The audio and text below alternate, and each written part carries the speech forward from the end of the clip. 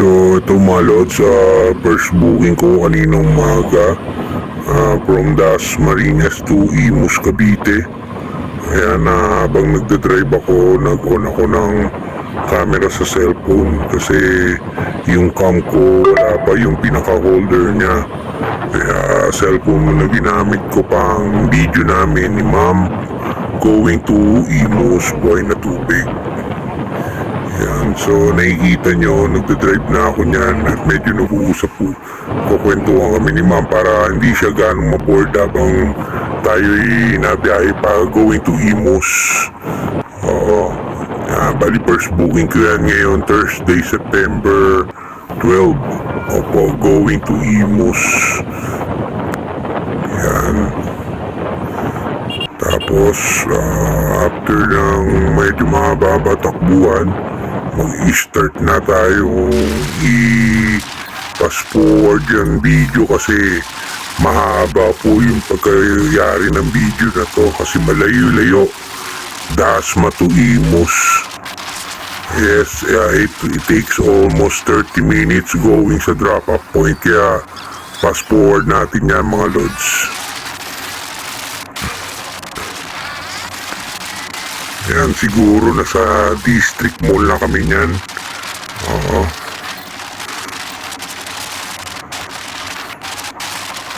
Malayo-layo pa yung tatakbuhin. Mula district hanggang doon sa may drop-off point. Oo.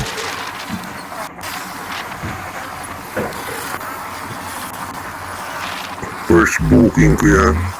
Kung 79 pesos. Tapos GCash payment. Tapos naka-promo pa si ma'am kaya 79. Supposedly 145 ang original price ng booking niya. Kaya kaso nga lang dahil naka-promo kaya may discount si ma'am na 71 something. Yes, yan, naka-discounted. Kaya ang ikukulik natin ngayon kay ma'am mula sa GCash is only 79 pesos. Opo, as you hear, 75 pesos.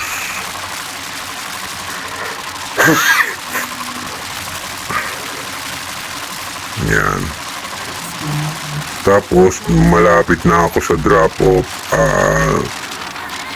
Ini ko yung ano ni ma'am na isasama ko siya sa vlog. Yes, hindi pwede yung mag-upload tayo nang wala man lang paalam sa na customer natin na isasama natin sa vlog. Bawal yun. Yes, mga lodi.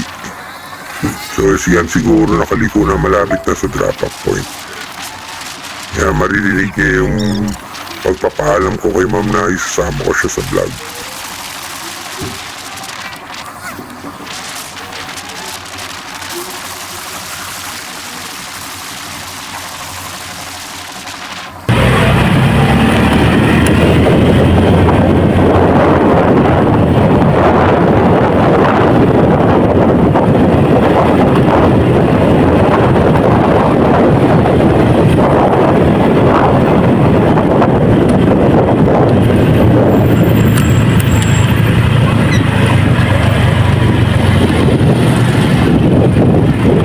Ate, okay lang sama kita sa vlog?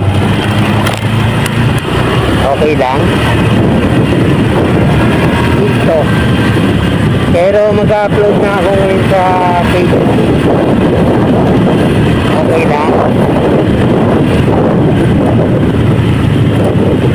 Dito, ma'am? Saan po? Dulo.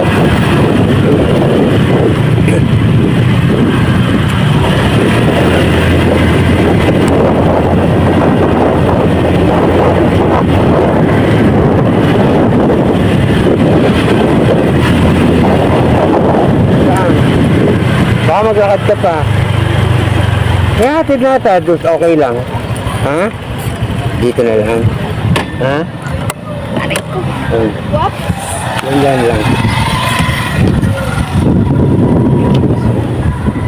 Sana. 905.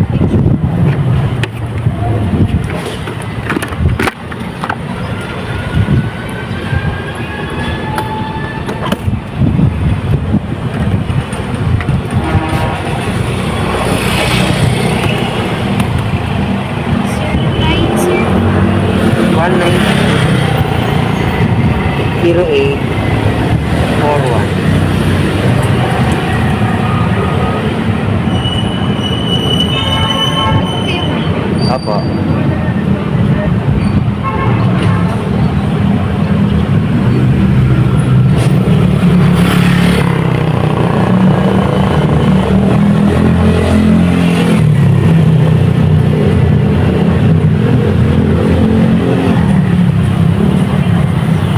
Ito, mama. Thank you po, ma'am.